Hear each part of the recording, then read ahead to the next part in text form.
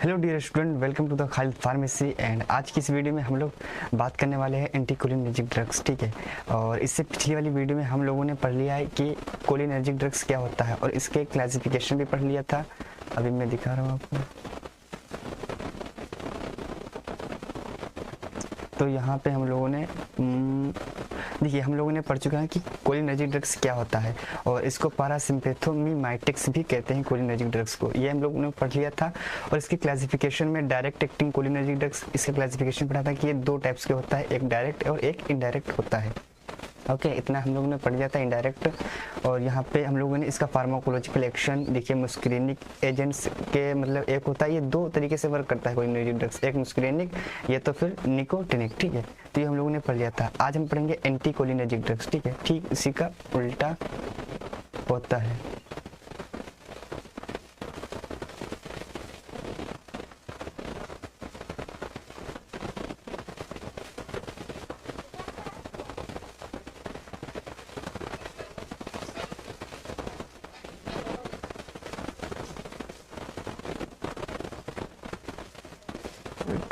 Sorry, okay.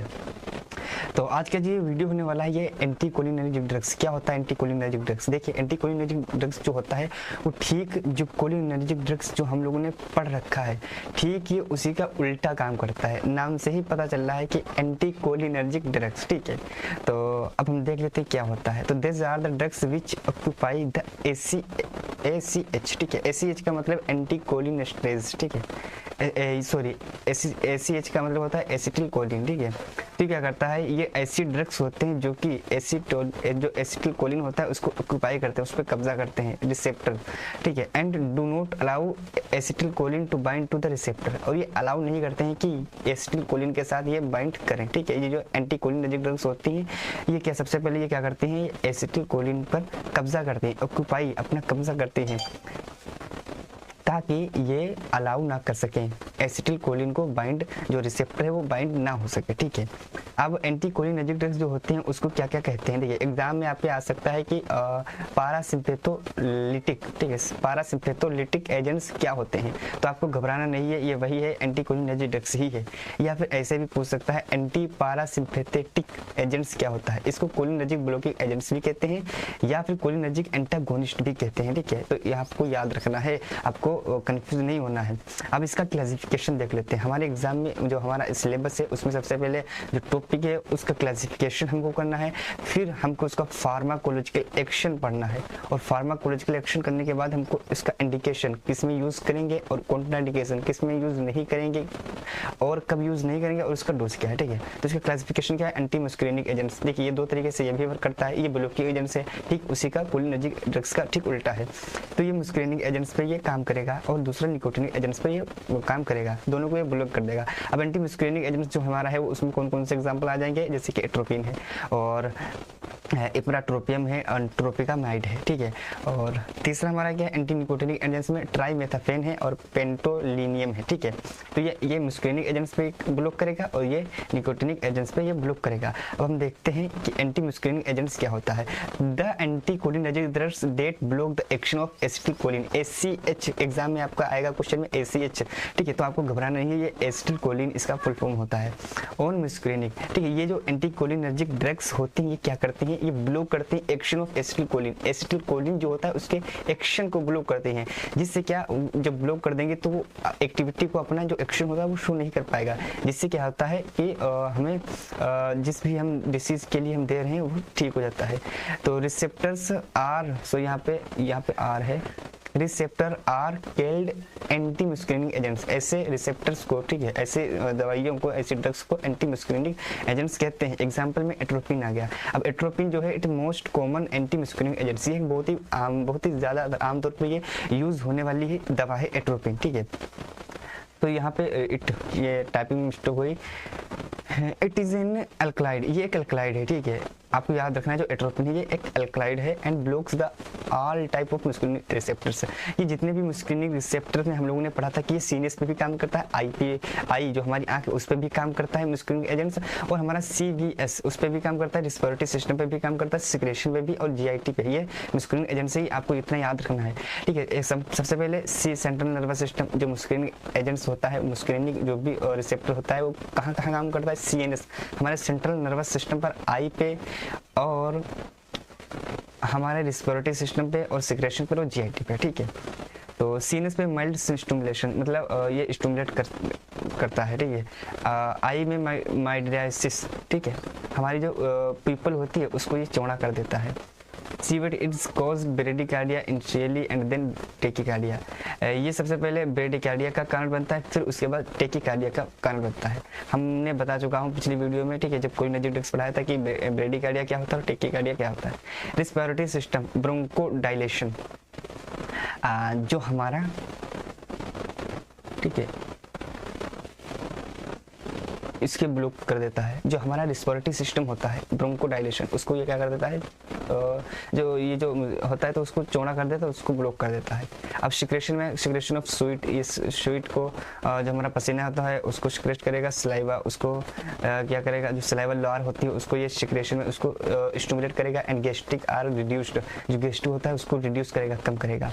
GIT में का relaxation, relax करेगा। जो हमारा गैस्ट्रो इंटेस्टाइनल ट्रैक्ट होता है, गैस्ट्रो इंटेस्टाइनल ट्रैक्ट जानते हैं कि जो हमारी जो बक्कल कैविटी होती है वहाँ से शुरू होता है गैस्ट्रो इंटेस्टाइनल ट्रैक्ट, जिसका मतलब GIT, और वो हमारे एनस तक बिल्कुल खत्म होता है, ठीक है।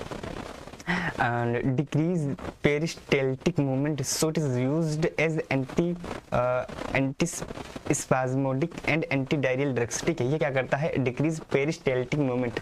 पेरिस्टेल्टिक मूवमेंट में आपको बता चुका हूँ कि जब जो हमारी इंटेस्टाइन होती है ना वहाँ पे मूवमेंट होता है। अब मूवमेंट की वजह से ही हमारा जो मल होता है ना वो एनएस के बाहर से बाहर चला जाता है। अगर वो पेरिस्टेल्टिक मूवमेंट ना हो ना तो वो अंदर का अंदर ही रह जाएगा, जिससे फिर भूख ही नहीं लगेगी, फिर आपको दर्द हो जाएगी, फिर सब जो आंत होगी वो सब जमा हो जाएगी, जाम हो जाएगी।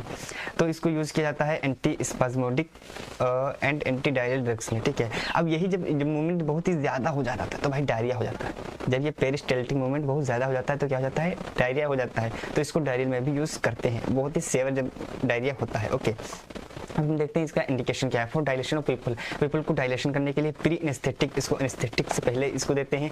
इन ब्रोंकियल अस्थमा, अगर किसी को ब्रोंकियल अस्थमा उसमें देंगे। एंड हाइपर सलाइवेशन, अगर किसी को हाइपर सलाइवेशन, बहुत ही कम सलाइवा हो रहा है, लार बहुत कम बनना है, तो उसको हाइपर सलाइवेशन को बढ़ाने के लिए उसको यूज करेंगे, ठीक है। टू ट्रीट डायरिया को यूज ट्रीट करने के लिए। And as antidote for organophosphorus poisoning, अगर किसी को पॉइजनिंग हो गया ऑर्गेन फॉस्फोरस, अगर किसी को पॉइजनिंग हुआ है, ठीक है, फॉस्फोरस का, तो उसको क्या करेंगे, उसको एज ए एंटीडोट यूज कर सकते हैं। टू ट्रीट पार्किंसोनिज्म, अगर किसी को पार्किंसोनिज्म हो गया तो उसमें उसको ट्रीट करने के लिए इसको यूज करेंगे।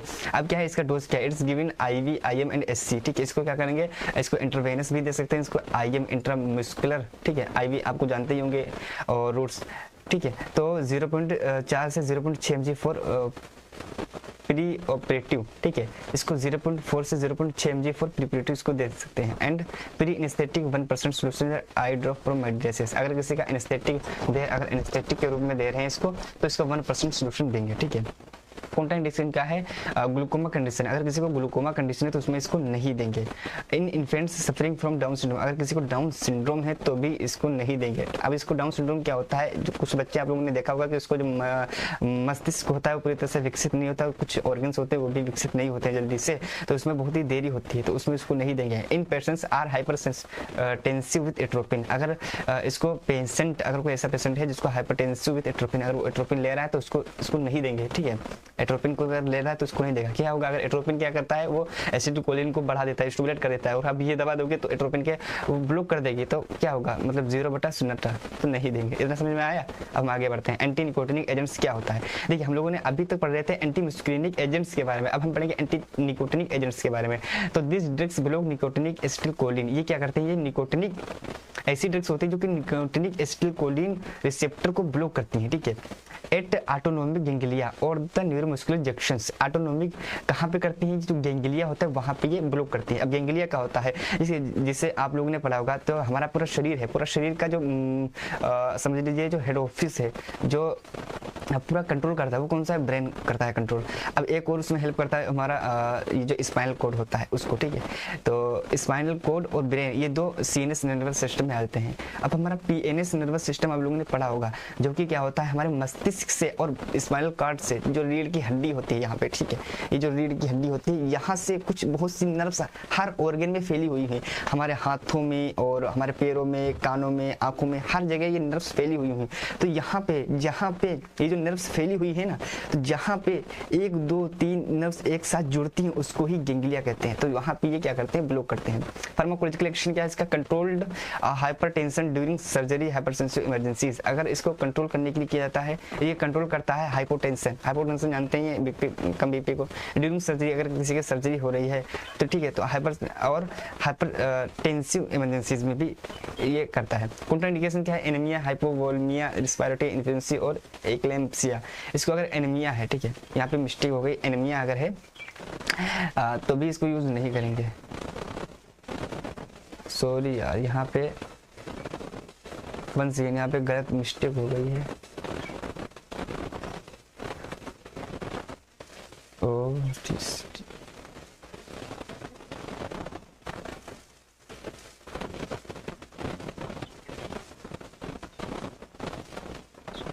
यहाँ पे हमको इंडिकेशन लिखना था, यहाँ पे इंडिकेशन है, sorry, indication TION, indication, okay. तो हमको क्या करना है, कंट्रोल हाइपोटेंशन ये कर देना है, ओके। और एनीमिया, एनीमिया मतलब खून की कमी,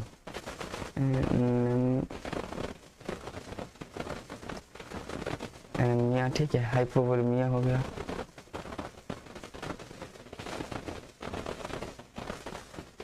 ठीक है, ओके, अब सही हो गया सब, ओके। तो हमको इसको इंडिकेशन का हमको यूज करना है, कंट्रोल हाइपोटेंशन ड्यूरिंग सर्जरी। अगर सर्जरी होगी तो हाइपोटेंशन को कंट्रोल करने के लिए इसको यूज किया जाता है, और हाइपरटेंसिव इमरजेंसीज में इसका यूज किया जाता है। इसका कॉन्ट्रा इंडिकेशन कहाँ नहीं देना है, एनीमिया में नहीं देना है, हाइपोवोलेमिया में नहीं देना है, और रेस्पिरेटरी इनसफिशिएंसी में हमको नहीं देना है, और एक्लेम्पसिया में हमको नहीं देना है। इसको डोज क्या है इसका, तो trimethamphetamine is a medication that use required administration via continuous intravenous infusion with constant blood pressure monitoring. इसको कभी दे सकते हैं, ठीक है, इसको कब दे सकते हैं, जब इसको कब दे सकते हैं, एक ऐसी मेडिकेशन है जिसको एडमिनिस्ट्रेशन करने के लिए आपको इंटरवेनस इन्फ्यूज़न का यूज़ करना पड़ेगा, मतलब बोतल जो ड्रिप होती है ना उसको यूज़ करने पड़ेगा, और आपको ब्लड प्रेशर मॉनिटरिंग जो होती है वो भी आपको रखना पड़ेगा, मतलब जो ब्लड प्रेशर जो मशीन होती है ना, ब्लड BP मॉनिटरिंग, ठीक है, तो उसमें दिखता रहता है कि कितना कितना जो ब्लड प्रेशर है वो कितना है, ठीक है, तो क्या उसमें आपको रखना पड़ेगा, तभी आप ये दे सकते हैं। ये हमारा इतना ख़त्म होता है हमारा, और थैंक यू, धन्यवाद। अगर वीडियो अच्छी लगी तो वीडियो को लाइक कर देना इसी वीडियो के लिए। और अब हम आगे पढ़ेंगे एड्रेनर्जिक ड्रग्स, ठीक है। हम जानते हो हम लोगों ने कोलिनर्जिक ड्रग्स पढ़ लिया है। सबसे पहले हम देखते हैं चैप्टर में, तो हम लोगों ने drugs acting on the peripheral nervous system है, जो चैप्टर 2 है उसका step involves in the neuro humoral transmission, ये हम लोगों ने पढ़ लिया। Definition, classification, pharmacological action, dose, indication and contraindication, ये हम लोगों ने कोलिनर्जिक ड्रग्स का पढ़ लिया है। एंटी कोलिनर्जिक ड्रग्स का भी हम लोगों ने पढ़ लिया है। अब हम पढ़ेंगे एड्रेनर्जिक ड्रग्स क्या होता है, ठीक है, इसके बारे में हम लोग पढ़ेंगे। तो इसको हम पेन से कर देते हैं, ये हमको पढ़ना है। एड्रेनर्जिक ड्रग्स आगे वाली वीडियो में हमको पढ़ना है, ओके। और एंटी एनर्जिक ड्रग्स भी पढ़ेंगे हम लोग। फिर हम लोग पढ़ेंगे न्यूरोमस्कुलर एजेंट्स, एंड फिर हमको ड्रग्स यूज्ड मिस्थेनिया ग्रेविस और लोकल एनेस्थेटिक एजेंट्स भी पढ़ेंगे। Non steroidal anti inflammatory drugs भी हम लोगों ने पढ़ना है। थैंक यू, धन्यवाद।